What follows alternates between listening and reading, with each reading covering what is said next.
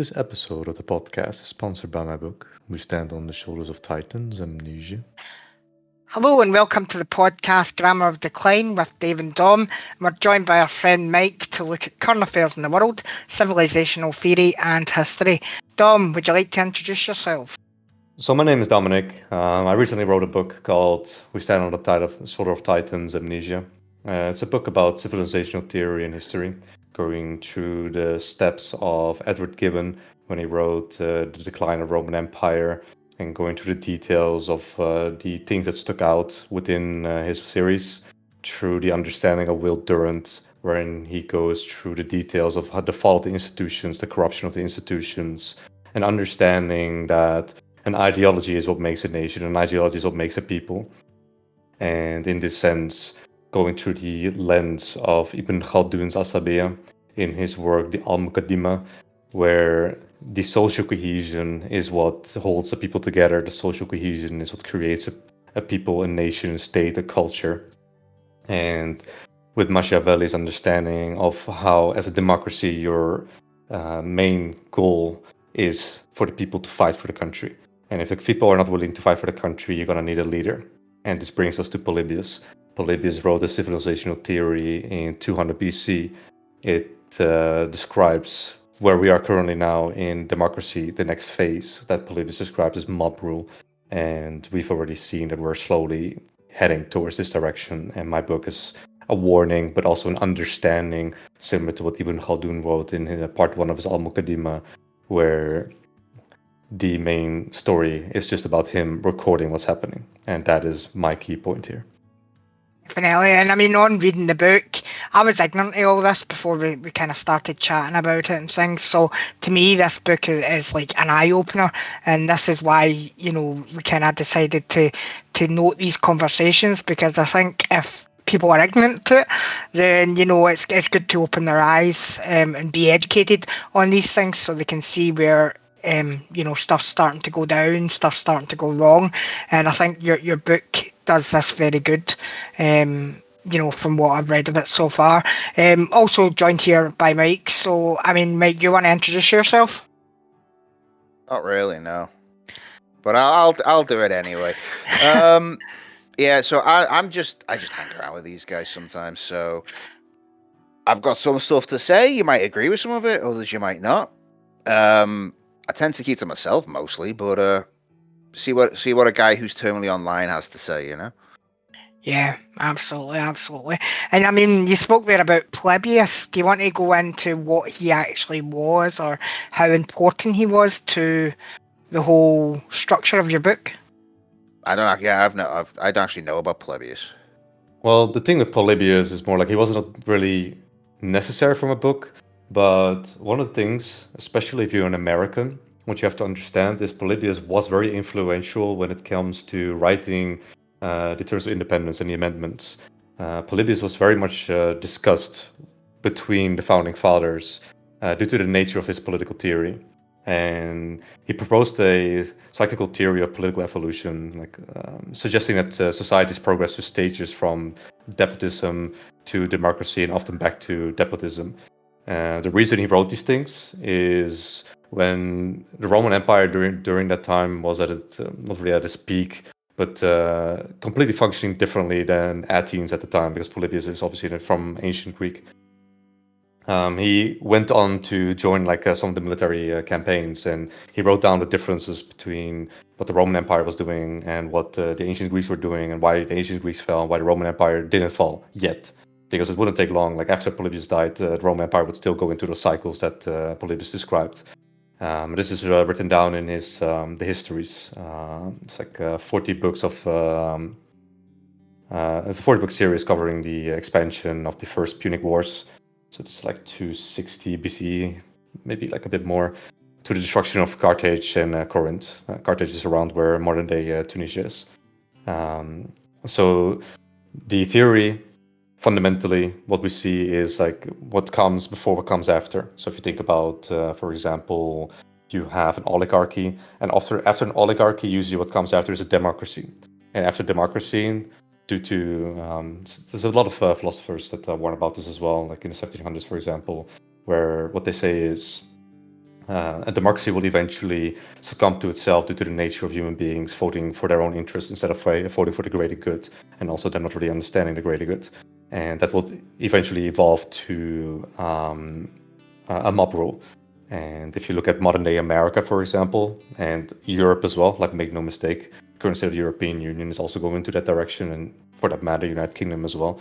But ever since the assassination of Charlie Kirk, we can see that mob rule is starting to take over. People are more willing to take more serious risks. And me being from the Netherlands today, as the day of this recording, there's multiple riots going on. It started as a protest against immigration, against refugees, but it's already grown towards a full-blown mob rule, like vandalism, destruction. It's a riot, basically. And I mean, the whole Charlie Kirk thing was, was scary to look at how, a person could just be murdered for their opinion or for their points of view. And I think it just points, towards the violence that people are willing to partake in. If people, glad he died and things like that for having his point of view. And then the other people who are like, he shouldn't have died, And for me, where I sit, it's an injustice. Really, to be murdered for your point of view, no matter how strong it is, or no matter how much you disagree with, it's not right to be murdered for your point of view. How did you feel about it, Mike? I mean, I didn't really watch Charlie Kirk. There's only so much you can watch during the day. I was aware of the guy, but then when I heard about what happened, I was like, is this where we're going now? Because you've had people on the left currently, like the more fanatical types, basically upping the rhetoric and becoming more and more violent in their actions as well as the rhetoric. And I think this is like a natural progression here, because clearly they've been egging themselves up to doing something like this, and it just happens to be Charlie Kirk who's the one who, literally took the bullet. And it's a damn shame, because it's like you say before, it was just for his opinions. He basically just confronted them with truth that they didn't like, or even not even truth, just opinions in some cases. Yeah. I mean, what way was like the left building up to this? I mean, because you don't, apart from obviously like LGBTQ and things like that, and rights for transgender and whatnot. I don't know much about the left, so I mean, what is the left to both of you? I mean, what is that? Well, the main thing is understanding the how far you can go on the left. So what we currently see, mostly on television and in the news, like this is things that you can observe, is the extreme left.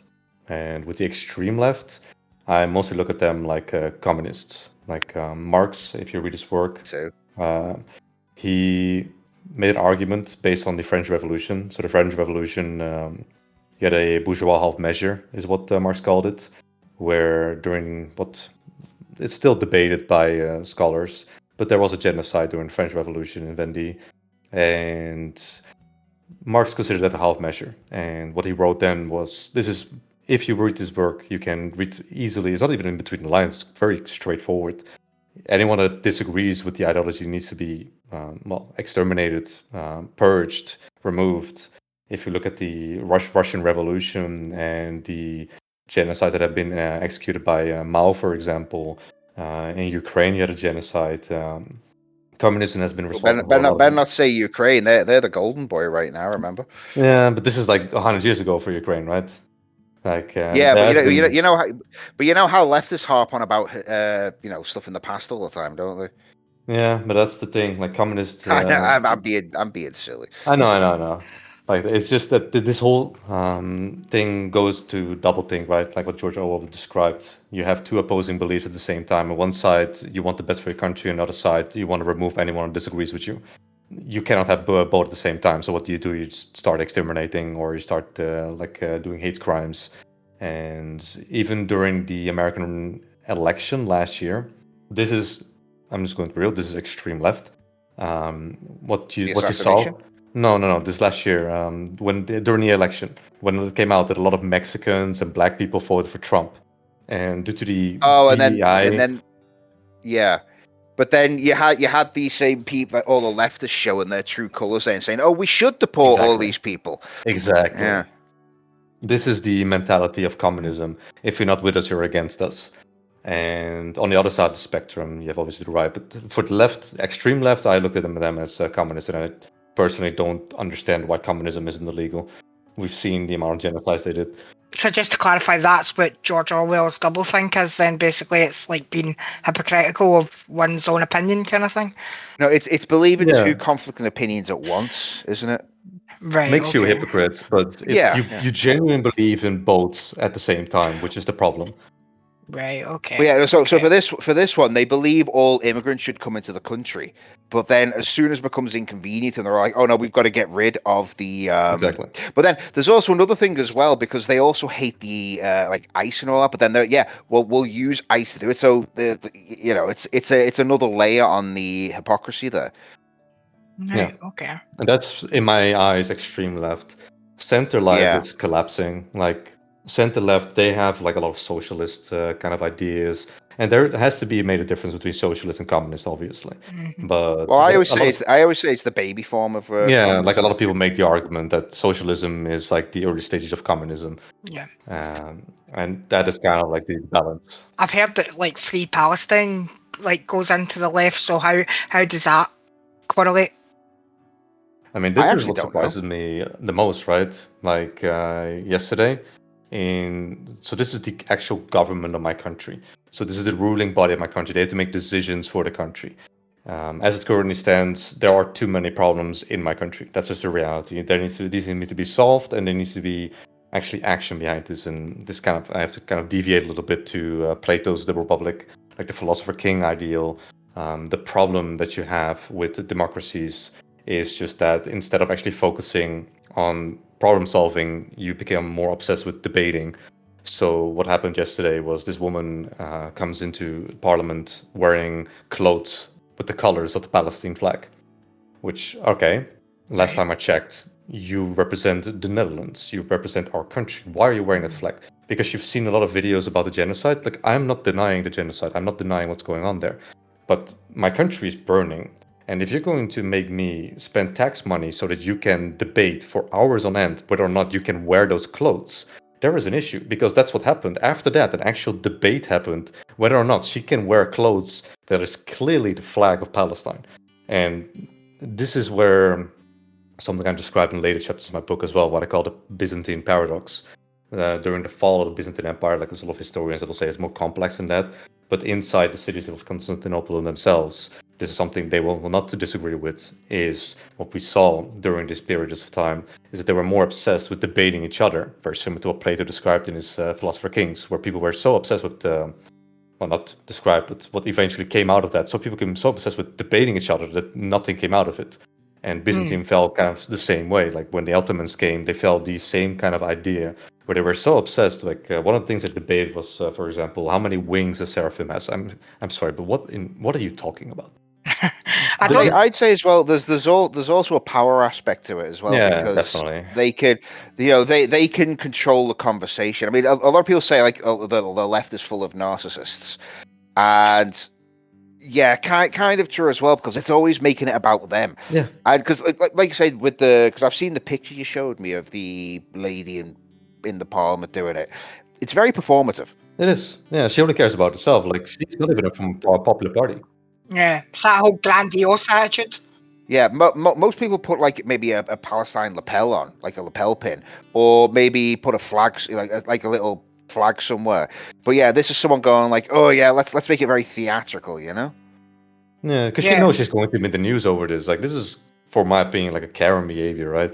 This a woman, a white woman that is so privileged, living far away from all the problems of the country, living in an ivory tower, and then judging all of us for not being morally correct, which leads to more serious problems in the country, because the more you look away, the more the problems escalate.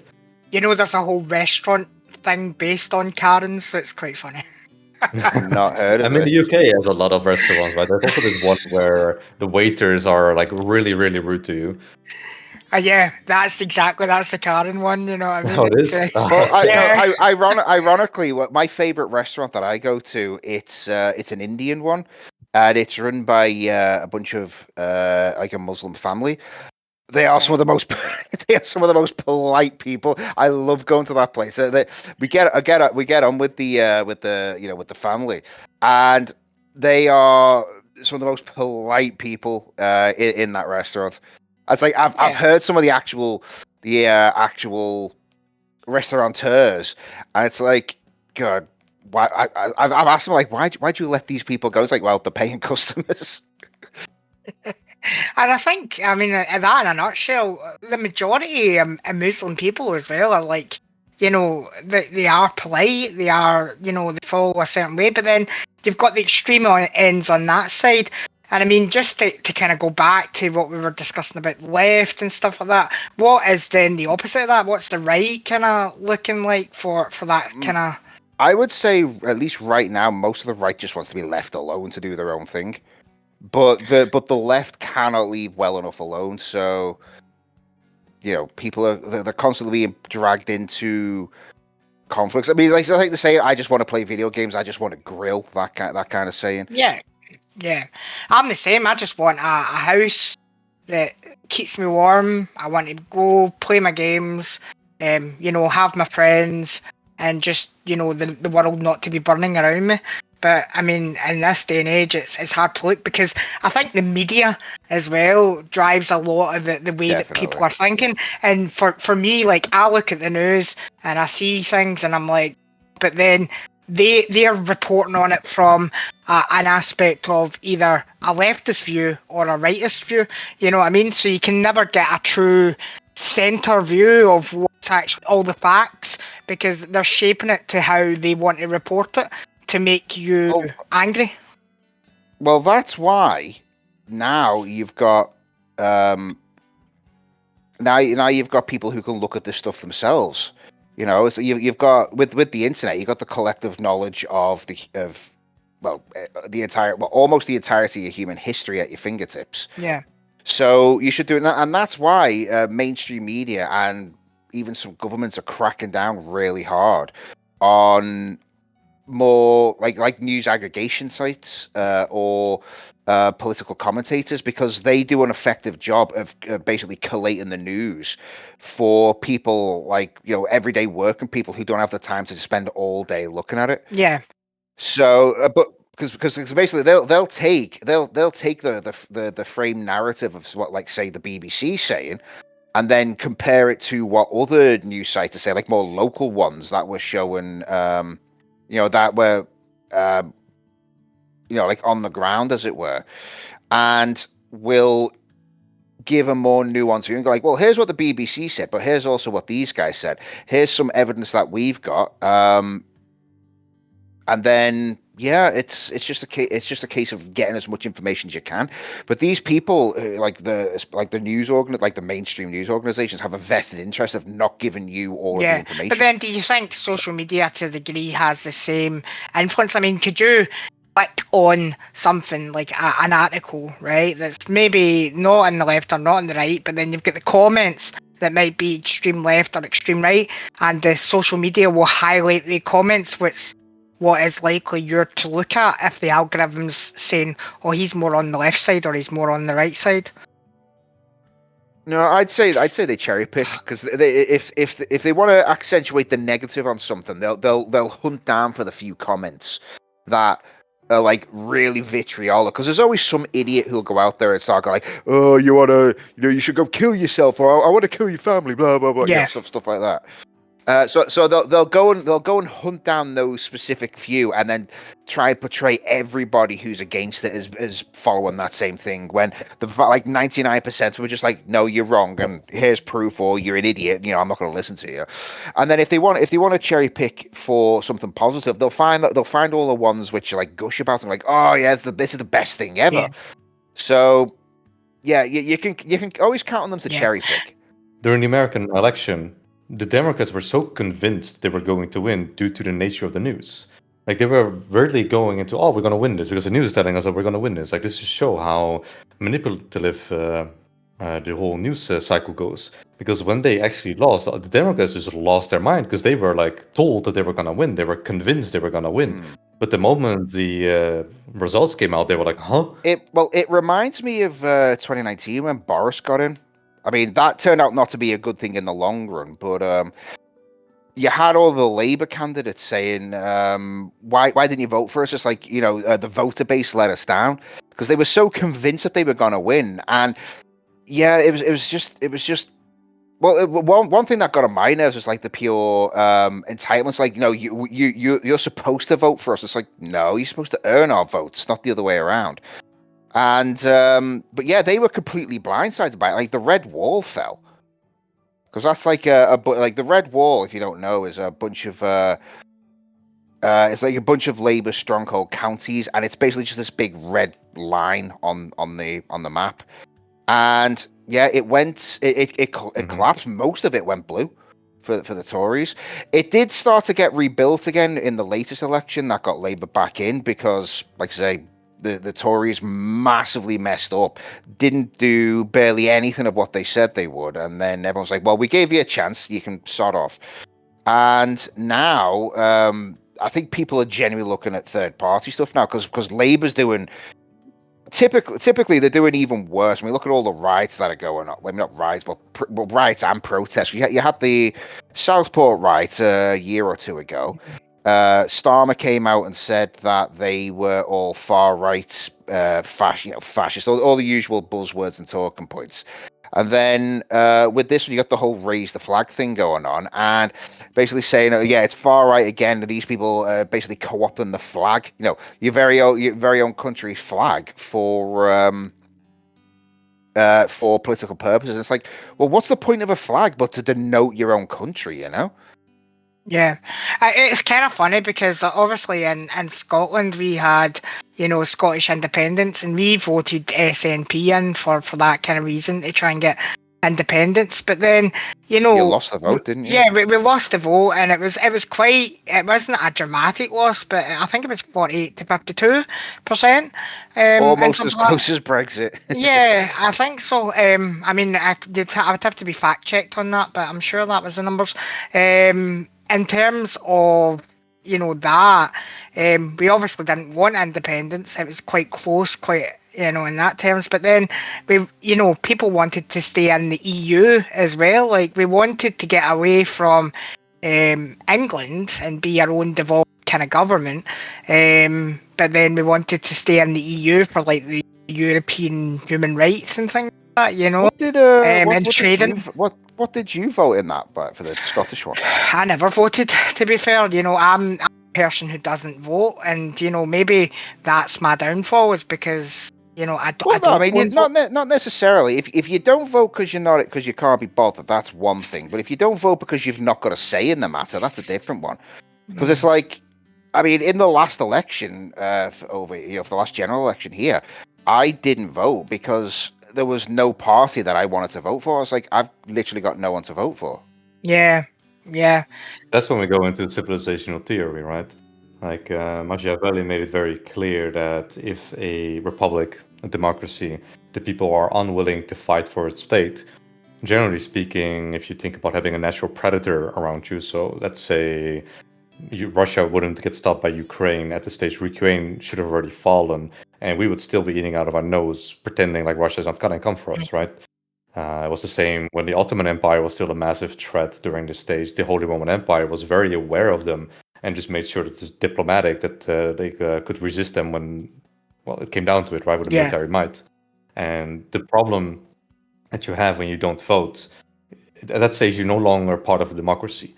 But what we see in Polybius' theory then is that something like a prince needs to come out. Machiavelli is very influenced by Polybius. Well, that's what. So a prince isn't that is what like a Trump leader. is? Because he's a demagogue, basically. So he's like that leader. Yeah, but that's not what a prince is. A prince is essentially someone who will create a whole new system. He's an actual leader. Trump is an old man that's just a mouthpiece. Like a prince, the way Machiavelli describes him, is an actual person. Like William of Orange is a good example. William Orange, during the Dutch independence wars, Okay, he was part of the nobility, sure, German nobility even, but he went and started up an entire movement. Wrote actual poems about it, like wrote text about it, and motivated people to resist, to rise up. Like modern America goes into mob rule. Within that mob rule, you will find a leader. Trump is just the final stages Would you of say democracy. it's would you if would you politics say is it's really- someone like J.D. Vance then? Potentially. JD Vance is still a mouthpiece. Like he does have good opinions. Like from the things that I have seen from him, even when he was talking in Germany, right? Like he says the right things, and I will say he's very good at debating as well. But at that stage, you're still part of democracy. The final stage of democracy means that democracy itself is going to collapse. That means you will no longer be a democracy. So once the prince ultimately, rises Trump's up. going to play the Trump card. What I'm saying is, do you think the potential is there? Because I mean, we're still in the first year of Trump's second term, so It kind of depends on how Charlie Kirk's situation gets painted. Like a good example of a prince is Mao Dong. When China was conquered by Japan and like all those atrocities were done in China, Mao Dong is a reaction to that. So with his belief system that comes obviously from communism and with the traditionalism of China, he was someone that stood up as a leader. So he would then, in Machiavelli's eyes, be the prince. And from that system comes kind of like, yeah, sure, it was a communistic state, but let's be real, there was a clear ruler, a ruler that had his picture everywhere. Like you had the same with Lenin, right, and Stalin. Like their faces were everywhere. That's kind of like Lenin is in Paul what Lenin. communism also is. Sorry, no, am I getting confused there? Lenin is in Paul Lenin. no, Lenin is in Vladimir Lenin. Oh right, okay. Yeah, the Russian side. Sorry, I'm thinking. What? Hold on. What's the Yeah, Beatles no, got to do in- the difference is one's Lenin, one's Lenon. Oh, all right, okay. Oh, Lennon. Oh, yeah, that's a different guy, man. That's a different guy. Lenin is from Russia. Man. Right, fair enough.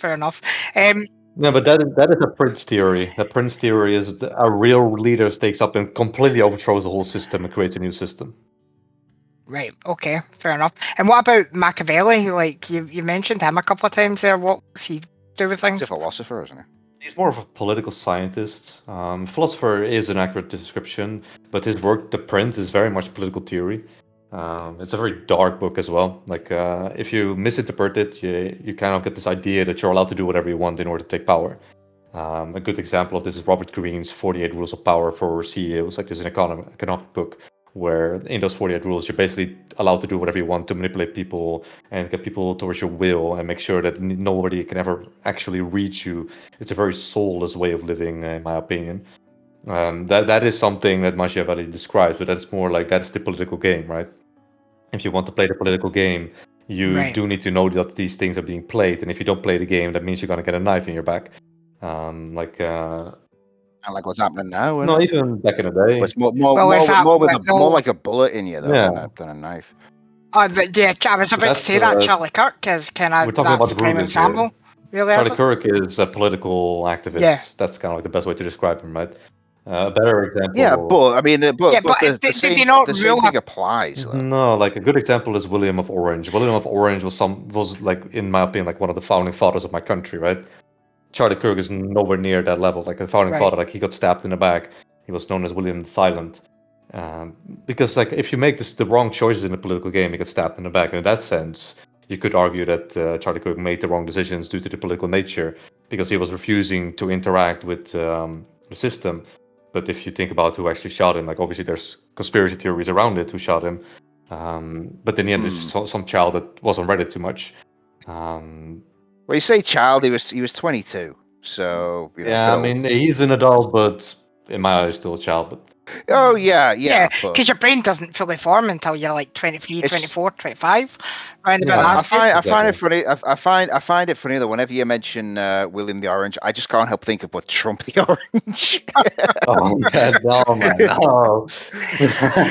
But I mean, put some respect on the name. Do you think like Charlie Kirk was a mouthpiece for Trump as well? You know what I mean? Because it was.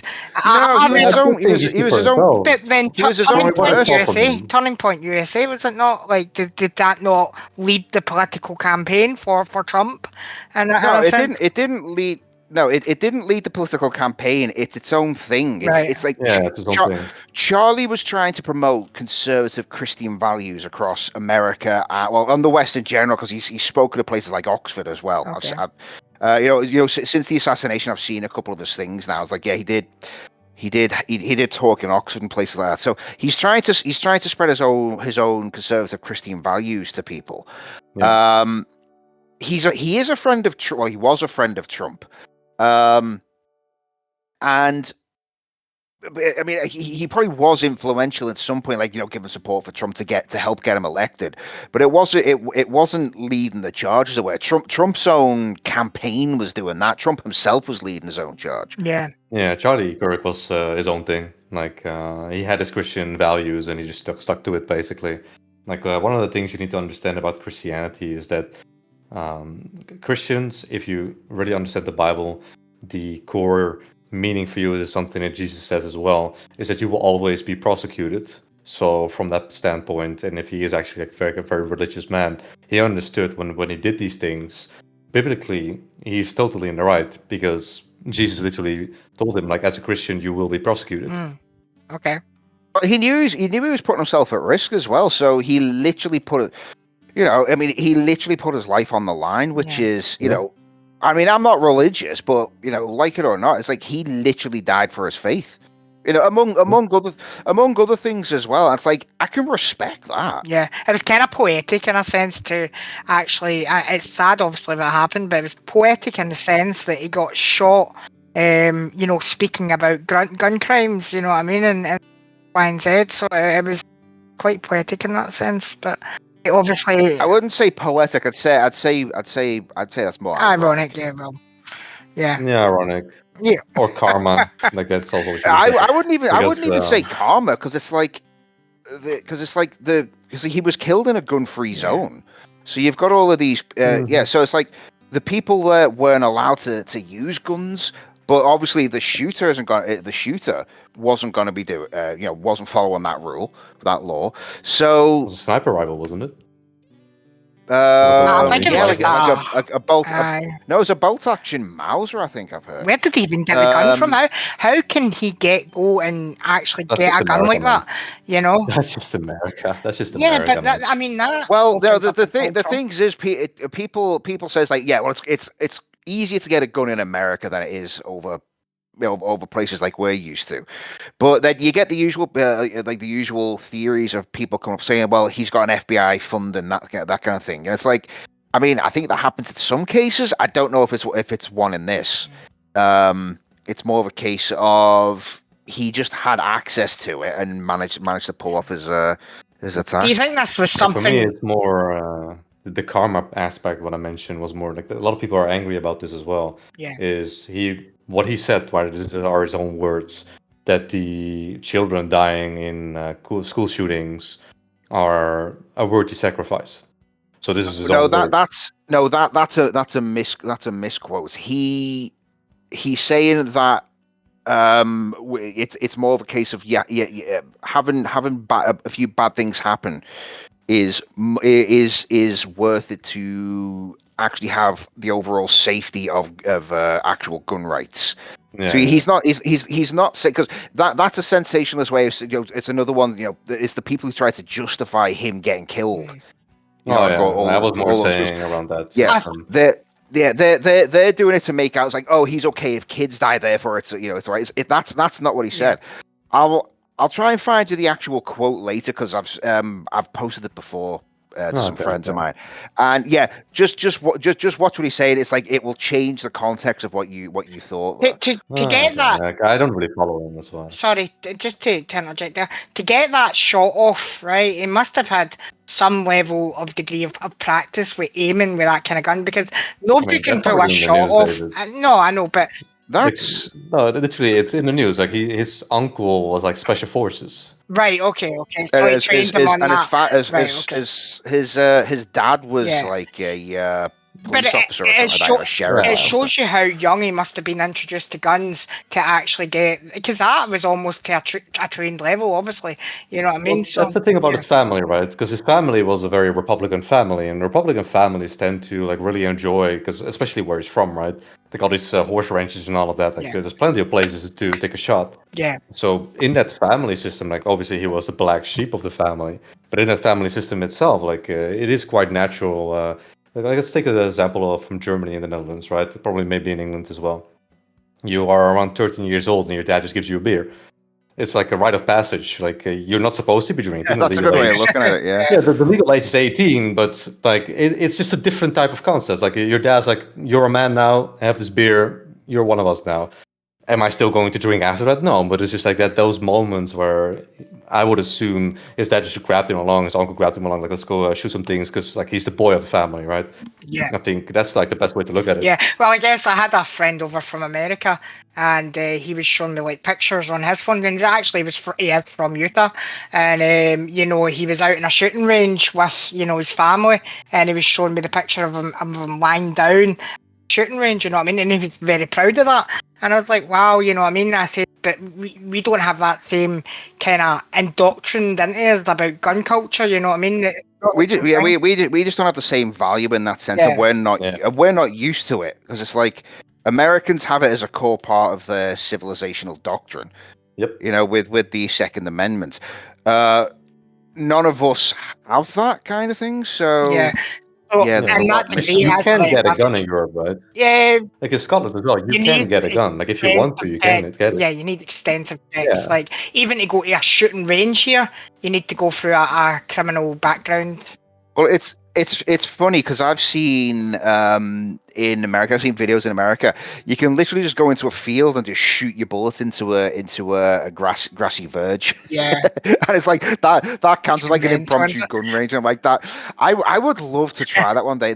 I've held a shotgun because I went to Florida a couple of times when I was younger, and went to a sporting goods store, and you know it has all the usual sporting goods, fishing, that kind of thing. But then you've also got gun racks for hunting, and they're all like connected to the wall, so you couldn't take them. You could like pick them up and heft them, and we all had pictures taken all hefting shotguns, and it was quite cool. I'd like to actually fire an actual gun though at some point. Yeah.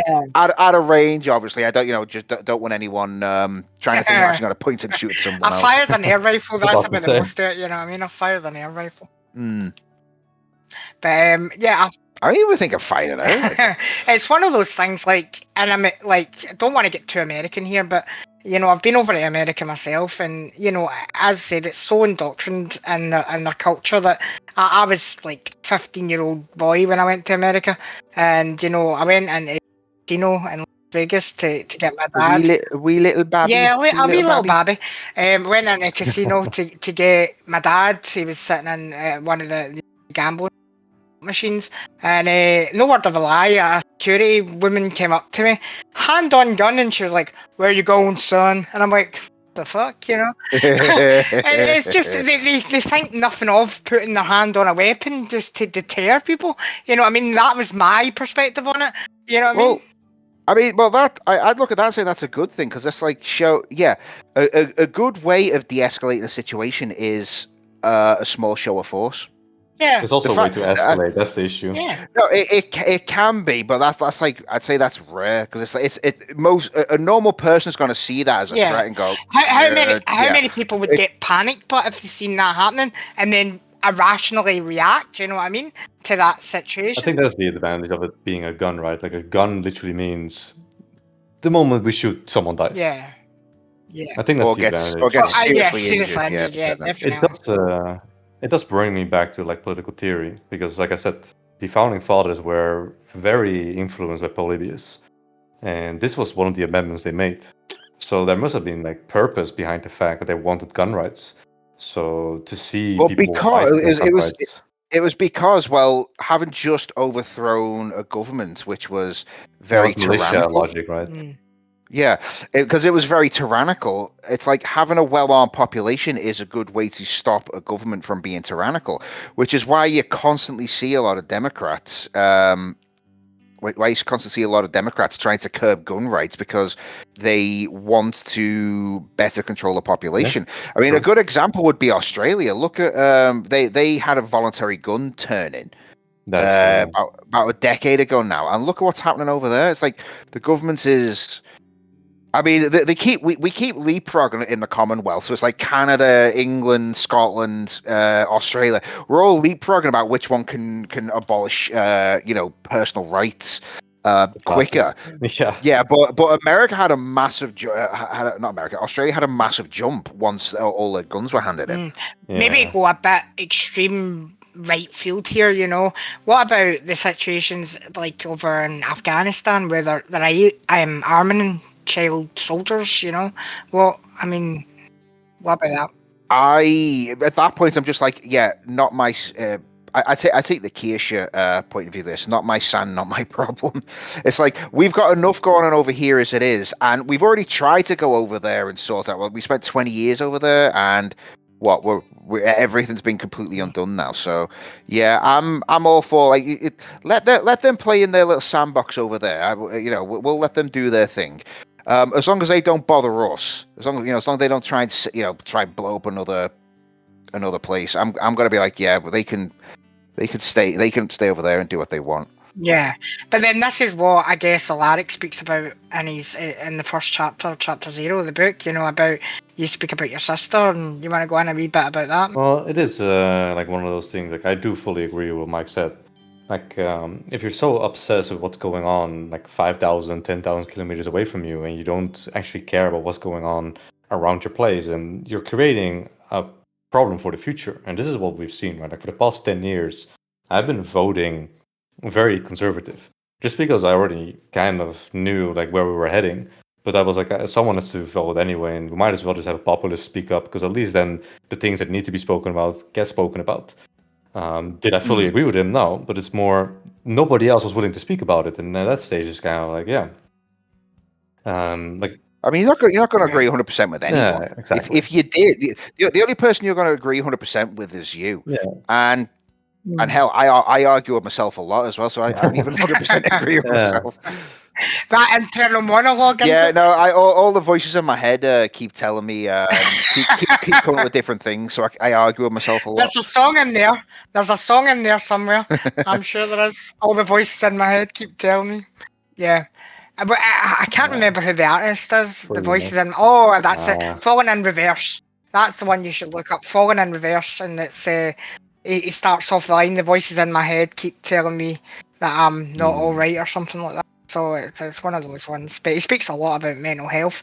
Do you think like mental health has anything to do with, the kind of what's happening on social media with the right versus the left? It's part of it, but it's not like the bigger picture. Like I do have like some respect for like someone like Jordan Peterson. Like there's a lot of things I don't agree with him, but when I like do pay Who's attention, Jordan Peterson?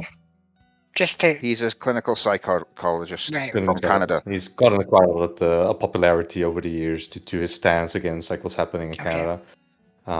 He wrote a few books as well, and he's got a lot of influence. He does like a lot of seminars as well. I think he's snapped a bit recently, though. I think the pressure's gotten to him. Yeah, but he's also getting old, right? Well, that too, but I think all the pressure's made him snap a little bit as well, because he's done some very odd takes recently, and I'm like, it's kind of like just look the other way. Like for me, it's more like the interest comes in to where we're heading, and for how I look at things, it's an ideological problem.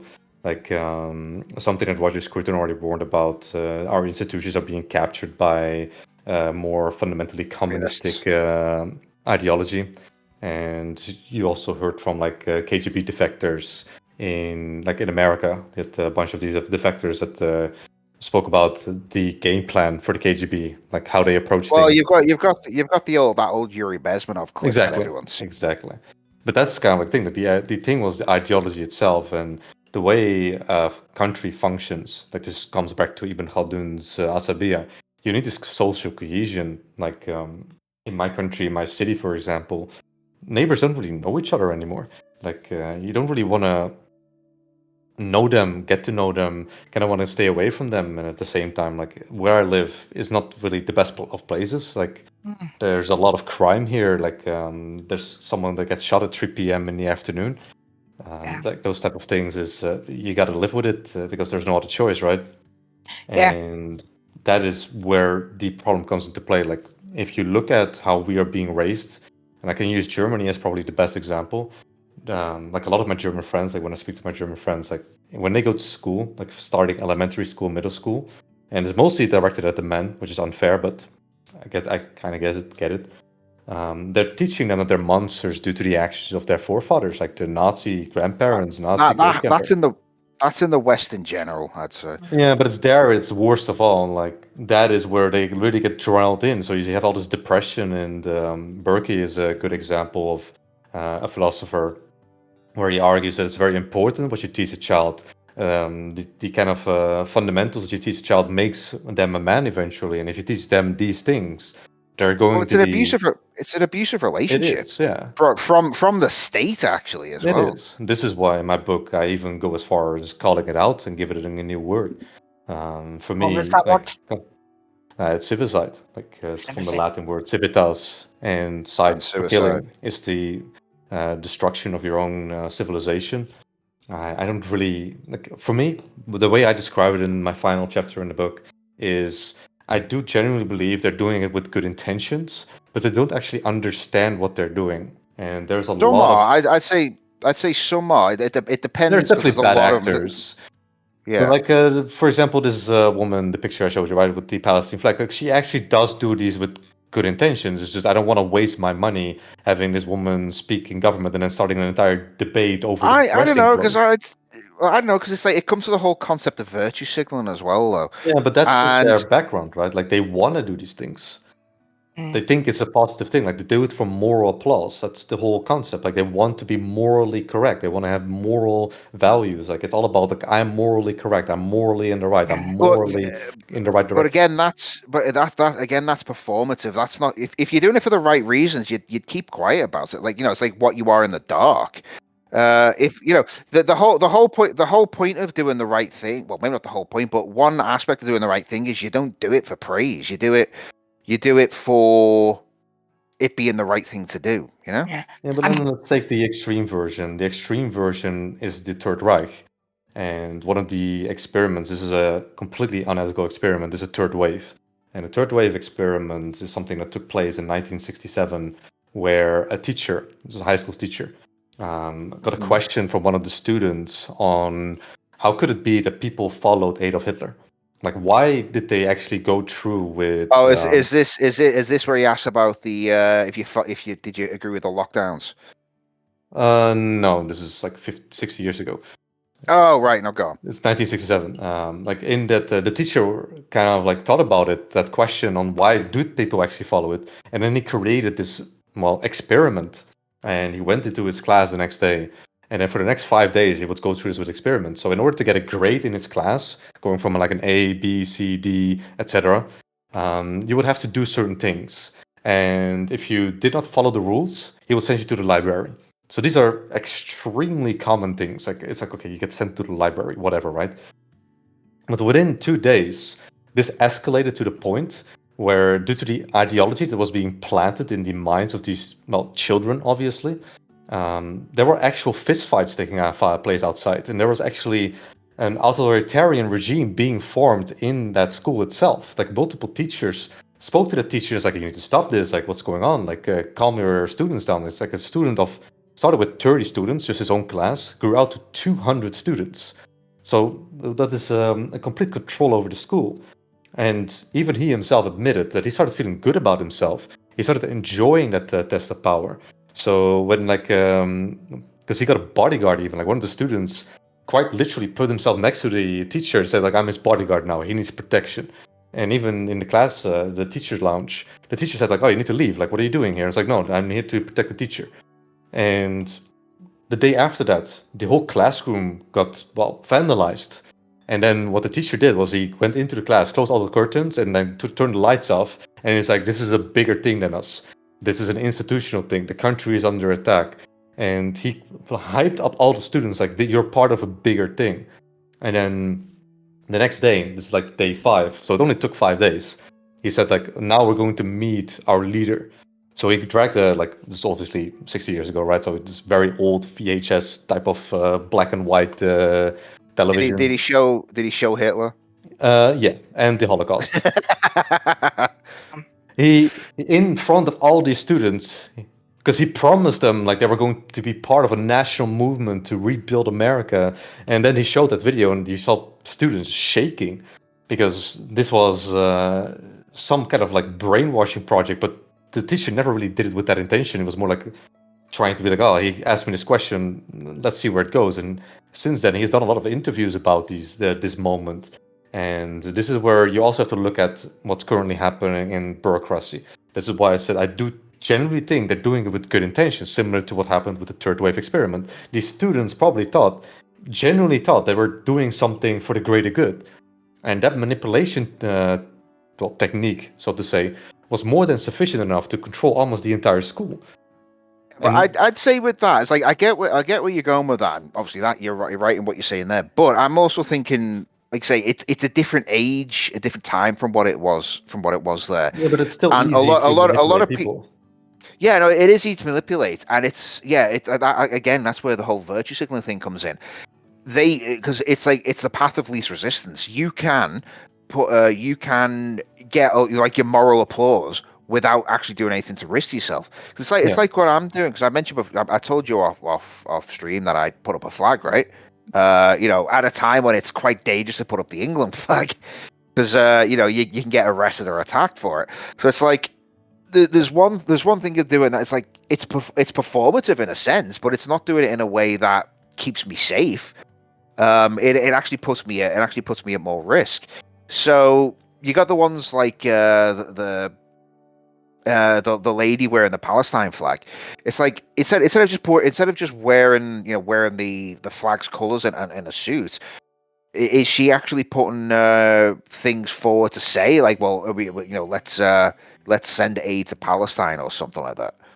Yeah, like it is performative, but like you have to understand that they do look at these videos, right, of what's going on in Gaza, and at that stage, like you do think like, okay, there needs to be some action about this. There needs to be some change about this. And in that sense, it does make sense that you want to go into a different path.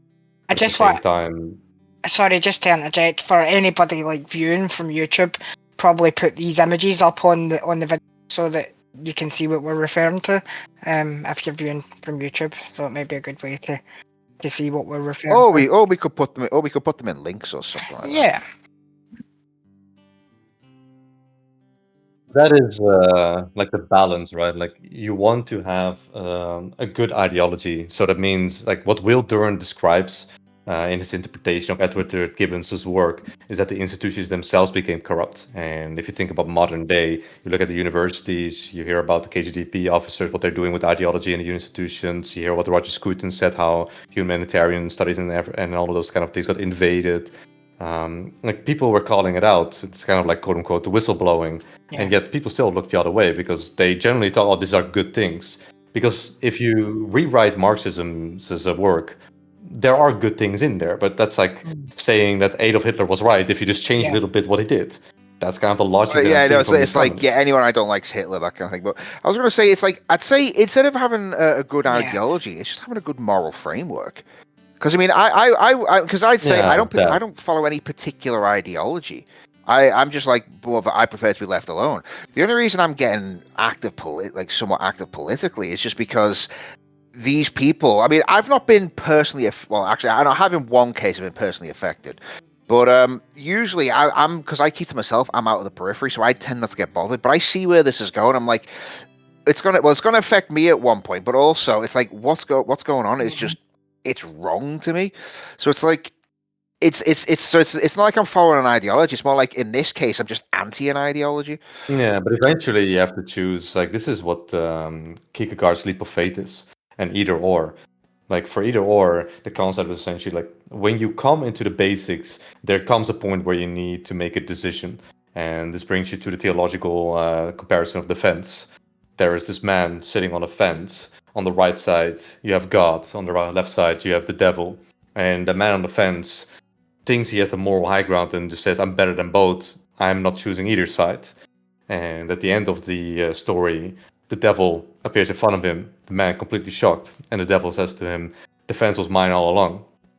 Because if you're not playing the game, you're still playing. But that's not disproving what I'm saying there. That's just more like, not following an ideology does not mean not taking a side. Basically, it's not mutually exclusive. Yeah, that's what I mean. So, Like, eventually, the choice will be made for you. So, with the current stage, what we see, what's happening in England, for example, what's happening in America, extremes become attractive. And when extremes become attractive, people will start flowing towards that idea, similar to what has happened with the extreme left. They flow through an idea, and eventually, those sides will get violent. And at that stage, you can be like, well, I don't really join either side. Well, you don't have a choice anymore. The choice has been made for you now. So there comes a point where there's no more decisions to be made. Yeah, but what I'm saying is that I'm not particularly ideological. It's not that I've not chosen a side. I'm not following an ideology. I would say I'm following my own moral compass, my own moral principles, as opposed to an ideology. I mean, I have definitively taken a side in this. I mean, I put up an England flag, for crying out loud. Yeah. It's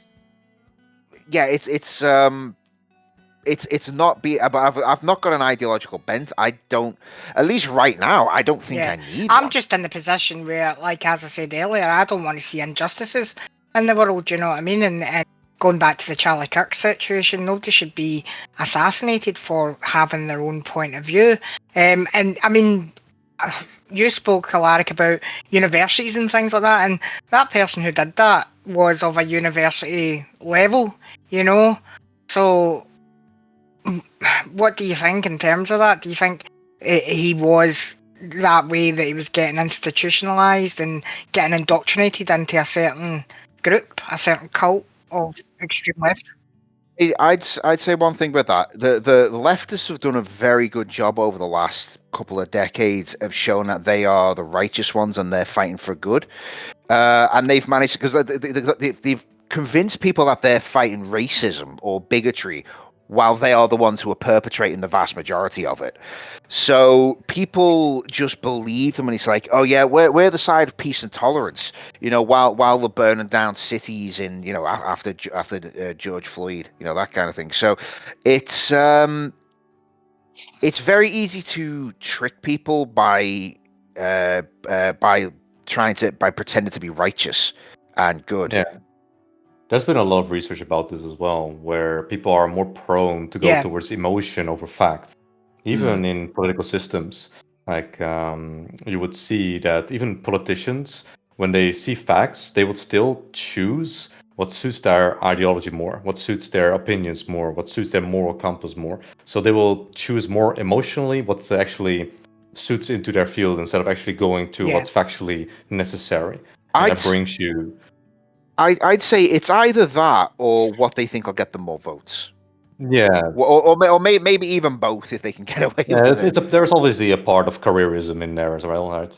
There's always going to be some careerism. In terms of social media, people are more likely to click on things that make them emotional or angry, X, Y, and Z. That's been researched and proven. So, you know... Yeah, well, Tim Poole mentioned this on his podcast. He brings it up a few times about how the usage of certain inflammatory terms of videos have really popped up because, you know, with the internet, you know, once people realized how much the internet can be used for this kind of thing, just solely to generate clicks and engagement. Because an angry person is much more likely to share a video, which will get a lot more engagement. And Dominic, you go into it in your book, don't you? I mean, the thing is, right, like, you have to follow the money train. And when you look at money and you look at what's important, because nowadays you have a lot of people going into the anti-Semitism side, right? They just blame the Jews. It's easy. It's always easy to find a scapegoat. Blame the Jews, blame the Muslims. It's never me yourself. Yeah, it's a scapegoat. Yeah, it's easy to blame. That's throughout. It's throughout history. Yeah, there's always a scapegoat, because like I said, you've got the people over here. Like we've dropped the ball societally. and we've allowed a lot of corruption to get into all the institutions. Exactly. It's a lot easier to just blame other people and go like, no, we've actually messed up. We've got to look at ourselves and what can we do about this? But it's much easier to go like, oh no, it's someone else's fault. I mean, I know the woke thrives on victim culture, saying victim culture, victim blame, and that kind of thing. But you do have to realize there are times you've got to take accountability, and we as a society need to take accountability for this. I'm not in a performative way like Hollywood does. Remember that video, like, oh, I take responsibility video. Not like that, but actually do something about it. So, you've got to get you've got to get the corruption voted out of government. You've got to get the people who are exploiting businesses in this way, get them fired, and replace them with people who actually, like politicians who actually care about getting the countries fixed or getting the businesses profitable again, and just being politically neutral like they should be. Yeah, because I mean, it talks about in the book about rich controlling the narrative, really, isn't it? And voting on both sides. Yeah. That's the elite. It's a top-down mentality in the end. Like, whether we like it or not, the top is the one that creates the ideology that we all follow. That is just how history has always worked. Like, wokeness is not grassroots. Exactly. It's funny how wokeness is coming into everything now, and I mean, me and you and Mike have spoken in the past about video games and how obviously that pop culture right now, and how that playing into the narrative of a lot of games now, with woke culture and things like that. So it's getting painted in every kind of media outlet there, Yeah, that's what we've seen with the study as well, where professors, for example, more and more see themselves as activists that actually need to change society instead of being a teacher that actually needs to teach their students what is necessary for the future. And a good example, if you go to university curriculums, especially like the more famous ones like Oxford, Princeton, Harvard, in like fields like humanitarian studies. Back in the day, you had like in the 1950s, you had these very, well, quote unquote, traditional texts, but these were texts that were good for you to learn, like the Federalist Papers, Berkey. Like the Bible even is a good moral compass to understand just how to be as a person, how to not be bitter. And what we've seen now is that instead of doing all of those things, it's just become more about activism, more about like transgender politics or just victimhood mentality. Like there's a lot of people that are in my country as well. They're contextualizing our painters. So it's like, what are you doing? Like, we know more than enough about our painters. Why are you trying to contextualize them? And there's also like people. Yeah, because it's rewriting history, isn't it? Yeah, like the same with Alexander the Great, right? Like I'm assuming you both know who Alexander the Great is, the Macedonian who almost conquered all the way to India. I don't know. So there is like historians that are like focused on his sexuality, and then I'm like, who gives? I've heard about that because he was supposed to be very well. He did bat for both sides, didn't he? So yeah, but it's more like, who cares? Yeah. Why are we? Yeah. It's more. Yeah, because it's like the way I was originally knew about him. At least that particular aspect was more because he was known to be quite hedonistic. Yeah. As after his conquests were done. But yeah, now they're trying to say it like, I mean, I've not heard about what you're saying there. Like they're trying to recontextualize in some way, but I can imagine it's like, oh yeah, he was basically trans, or he's trying to spread trans rights or something throughout the ancient world, or something stupid like that. Yeah, there's always going to be points like the same with the ancient Greeks, right? Oh, they were super LGBT friendly, blah blah blah blah. They were also super heavily conquered. Like you need to realize that if you create such a weak ideology, you're going to create a weak nation that is easily to consume. Yeah. Because right now, Europe and America is, Canada as well, is an easy prey. Because we've created nothing but weaklings, like a very weak society. What was it? The whole weak times, weak men. Yeah, like saying.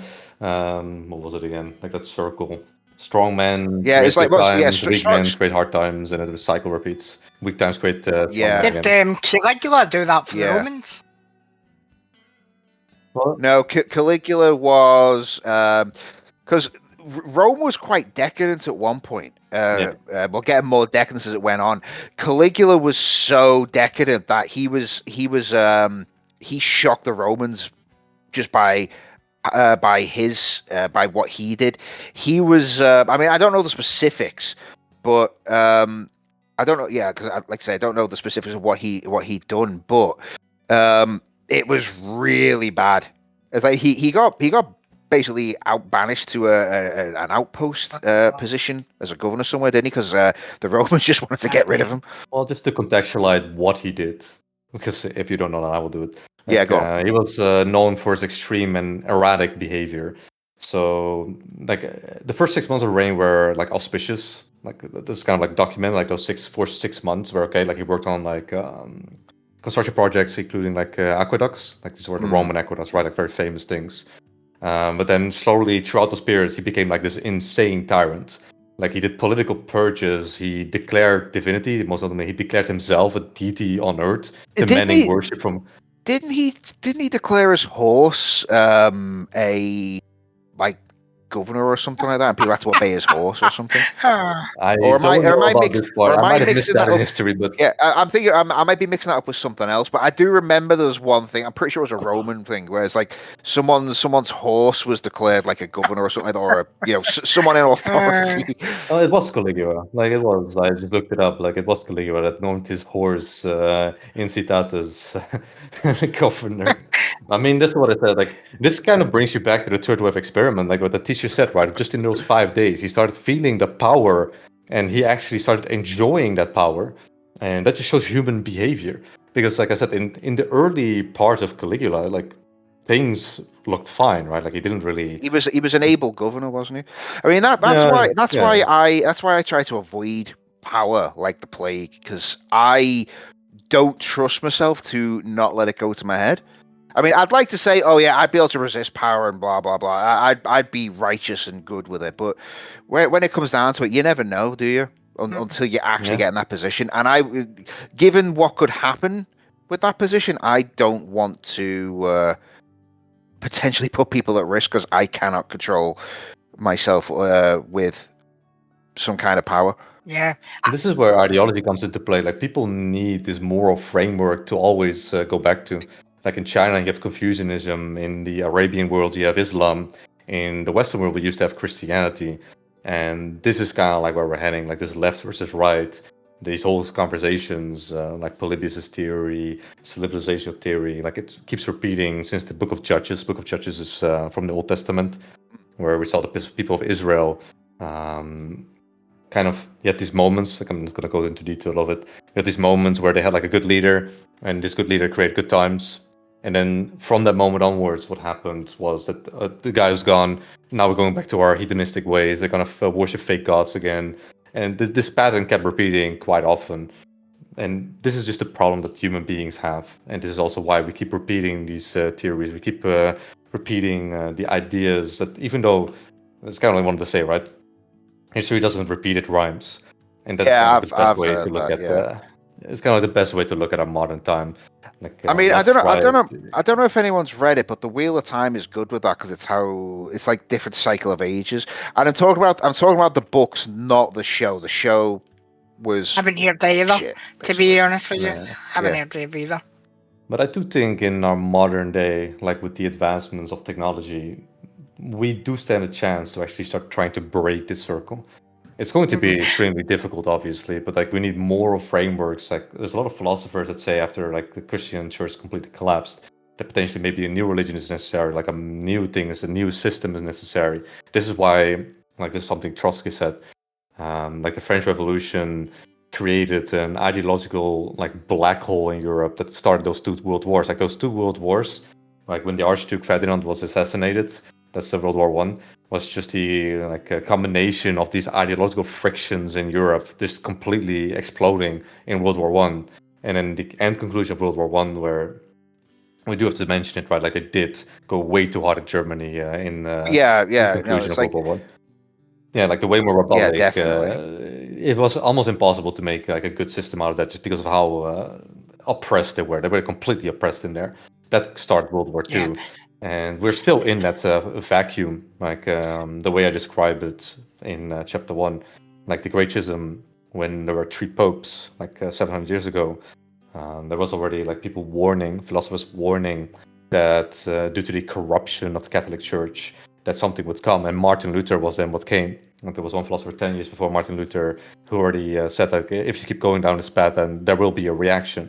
And that was Martin Luther with his thesis. And from Martin Luther, we got the Protestant Revolution. And from the Protestant Revolution, we eventually got the French Revolution. The French Revolution started this, what I describe as the French rot, the current ideology that's completely spread over Europe in the bureaucracy and how the family structure gets destroyed. Like everything that can be destroyed is getting destroyed.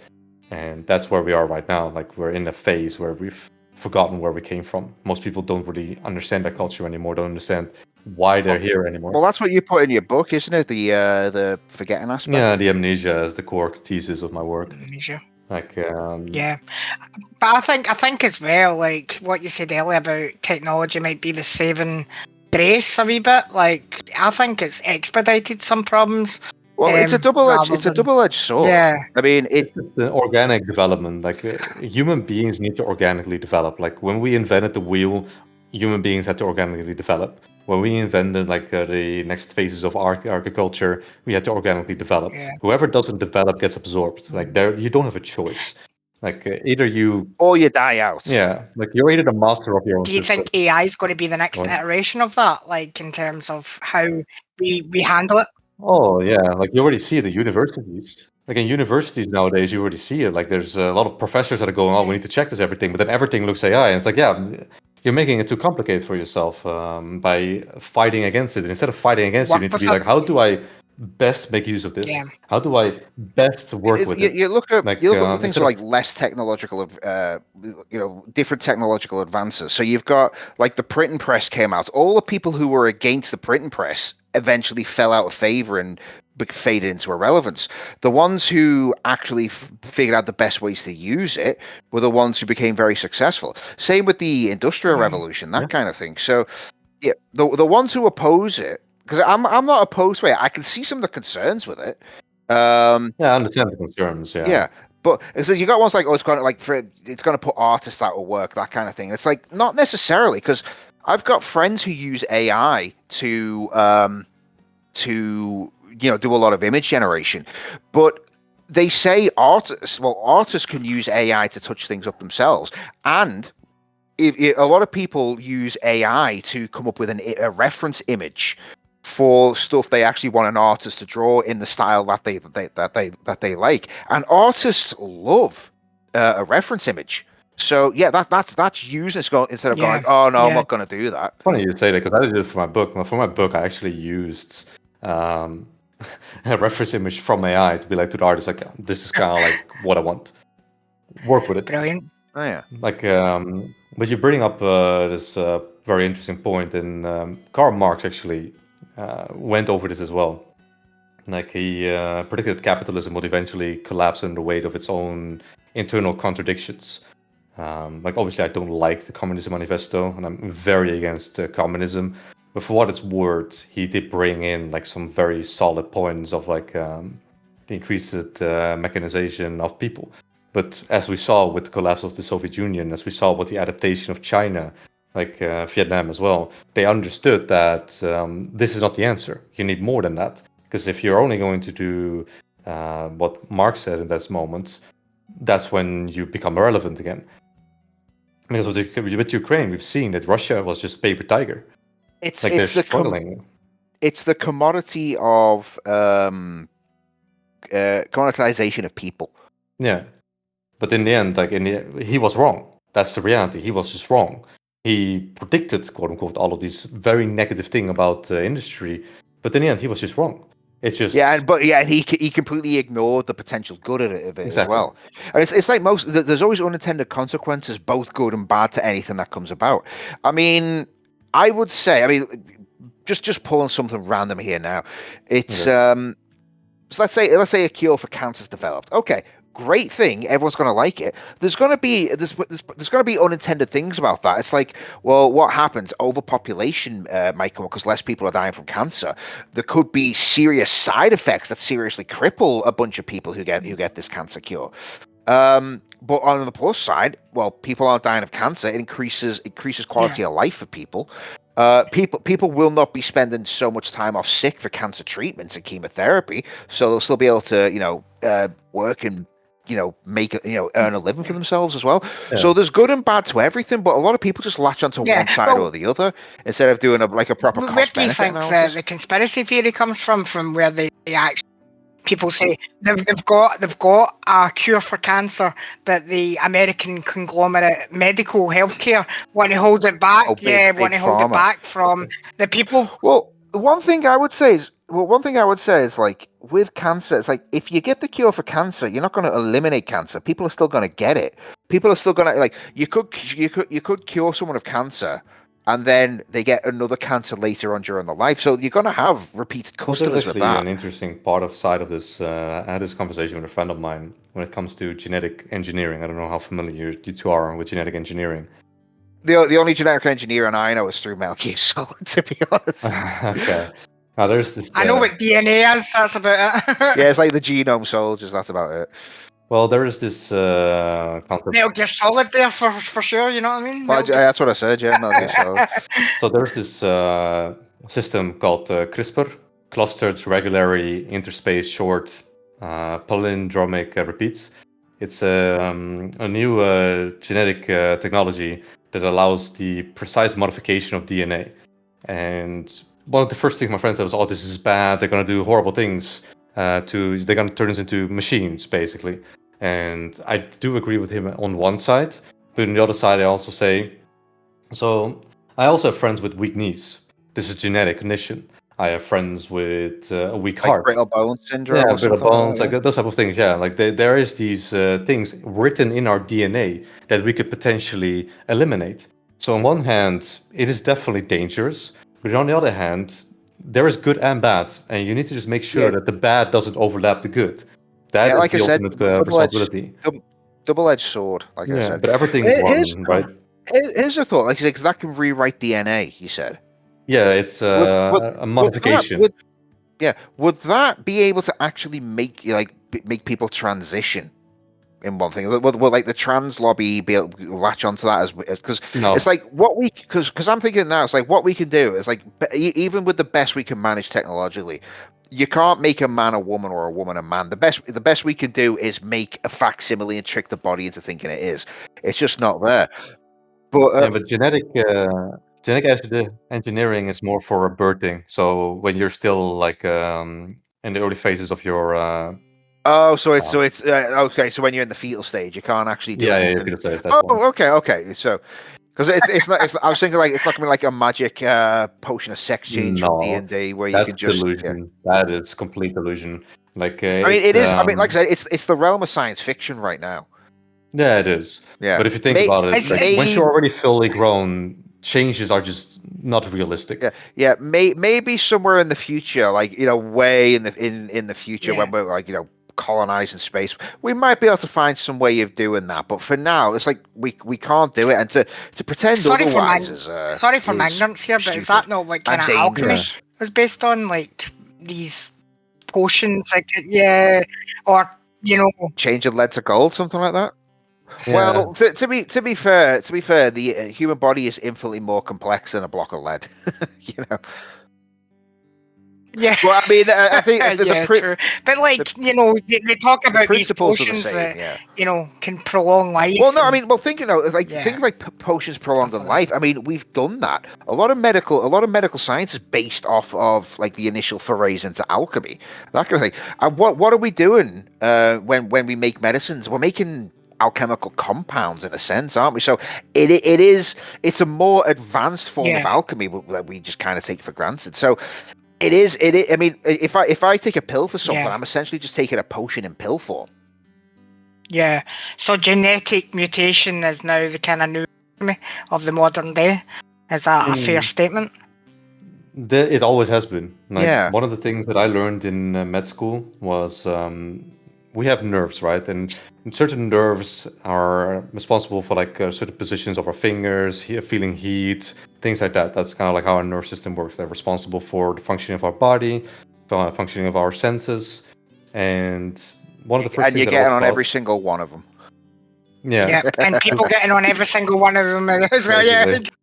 But one of the first things that I was taught is that this research came from the Nazis. This was done on Yeah. human experimenting in the concentration camps. That's where the whole research came from. So, like, they teach us from an early stage on that this knowledge is obtained unethically, but we're still going to use it for the greater good. And that's why we all now know of these type of things. We know where the nerves are, where the nerves go, to which finger, to which foot, like which directions, like what they do and what the reactions are. Like all of that comes from the concentration camps. And this is obviously a horrible Wasn't it thing. to have been done. Mengele, wasn't it? That was his name? One of the doctors? Yeah, but wasn't it kind of like Mengele? I'm pretty sure that was his name. Like he was one of the main proponents of like Mengele, doing... like Joseph Mengele? Yeah. Yeah, that's the one. He was known as the Angel of Death. That's the one, right? Was that what he's called? They gave him the nickname of the Angel of Death because he was like in Auschwitz itself. Like he did all of those things in Auschwitz. Right. I didn't know that part. Oh no, he was a very evil man. Let's just say. Oh that. yeah. That's kind of like a thing, right? Like there's good and bad and everything, and this is where extreme bad. But we're still trying to take a positive side to it, and this is also why I really appreciate that we are being taught that this was not obtained ethically. So take the weight of the amount of torture and murder that was done with this, and do good intention with it. And I think that's the responsibility for all of us to, even with true life, right? Like you blame our ancestors to look at the past. Don't do the bad again, but look at the good of your ancestors and just keep building, and then create something better for everyone. Doesn't matter what the system is, as long as it's better for everyone to eventually create. Like, I don't believe in utopia. That needs to be clear, because utopia is just fantasy. There's no such thing as a utopia because you're never going to get everyone to accept every it. generation has their own struggles. That's just the reality. Yeah. And you could argue that our parents' generation failed their struggle, to say the least. They just enjoyed, which is something even Khaldun warns about in his Asabiya, when it comes to the stages where the first conquerors, the first generation, and the second generation already starts enjoying. And if you think about the 60s to the 90s, you had the sexual revolution, the hippies, a lot of things were enjoyed, to say the least, right? You have also these drug issues and stuff like that. So there was a lot of enjoyment and a lot of pleasure. So in that sense, their struggles have now been passed on to us, and now it's our choice. Do we keep struggling, or do we give in? Well, we have to. So what's the quote you finish up on chapter 1 of the book? It was like plant a tree. Would that not be adequate now for this generation? Well, that's a common thing people talk about anyway. I mean, you always hear like plant a tree whose shade you'll never sit in. So it's basically giving stuff for future generations, isn't it? The Greek proverb is: a society grows great when old men plant trees whose shade they will never enjoy. Yeah, which is important, because we want to see our future generations progress, Exactly. not go backwards, destroy themselves at the end of the day.